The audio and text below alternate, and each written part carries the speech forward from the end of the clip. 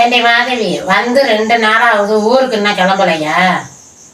இன்னும் 2 நாள் இருந்துட்டு போறேம்மா.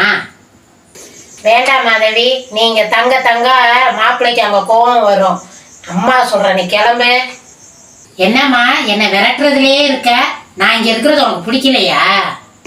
ஆமா, மாப்பிள்ளையோட வந்து 10 நாள் கூட இங்க தங்கு, நான் வேணான்னு சொல்லலாம். ஆனா இப்ப நீ கிளம்பு, அதான் உனக்கு நல்லது. சரி, நான் போறேன். இனிமே நீ கூப்பிட்டா கூட நான் வரமாட்டேன், பாத்துக்கோ. சரிடி, உன் தம்பியை வேணா பஸ் ஸ்டாண்ட் வரைக்கும் வர சொல்லட்டுமா?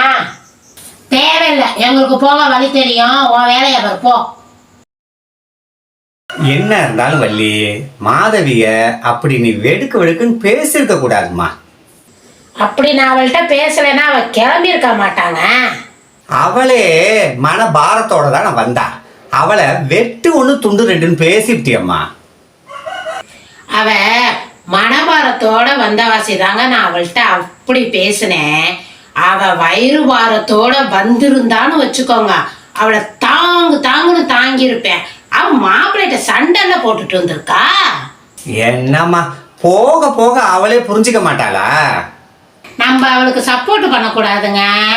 அலை இல்லாத கடலும் இல்ல, சண்டை இல்லாத குடும்பமும் இல்லைன்னு நம்ம தாங்க அவளுக்கு புரிய வைக்கணும். அது சரி வள்ளி, இனிமே நீ கூப்பிட்டா கூட வரமாட்டேன்னு கோமால போயிருக்கா. அம்மா பொண்ணு சண்டையெல்லாம் நீர்க்குமிழி போலங்க. கண்ணை மூடி கண்ணை திறக்கங்காட்டி காணா போயிடும். எது எப்படியோ மாதவி உன்னை புரிஞ்சுக்கிட்டா சரிம்மா. அவளும் ஒரு தாயாகிறப்ப அவளுக்கே புரியுங்க. நீங்க ஏங்க கவலைப்படுறீங்க?